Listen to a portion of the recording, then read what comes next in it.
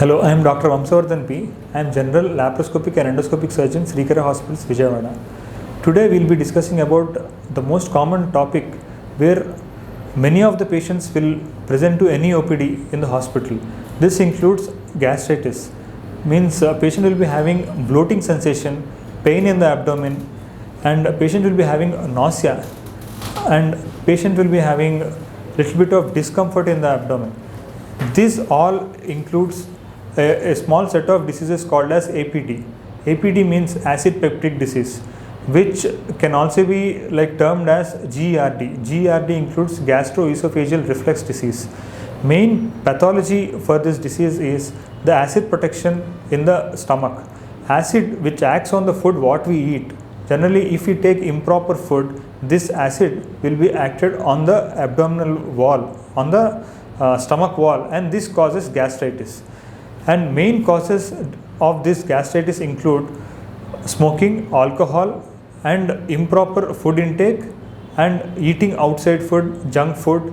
Other than this, recently because of COVID, because of multiple tablet ingestion, patient is developing such gastritis. And stages of the gastritis include, initially first patient will be having gastritis, which means inflammation, red inflammatory thing will be there on the stomach wall, and if the proper care is not taken at this stage, patient will be developing ulcer. Ulcer at various stages include stomach ulcer, esophageal ulcer, and duodenal ulcer.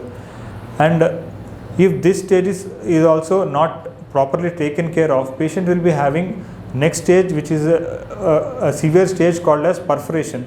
Mostly patient will be having a duodenal perforation, and he will be having complications, and this is the stage where patient actually requires surgery.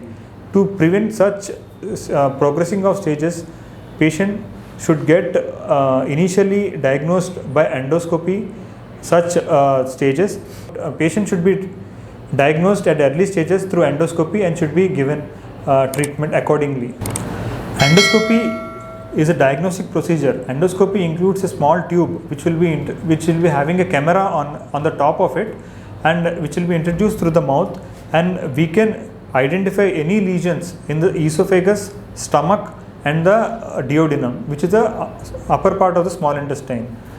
And this is a normal procedure which hardly takes around 15 minutes, and patient doesn't require any anesthesia for it.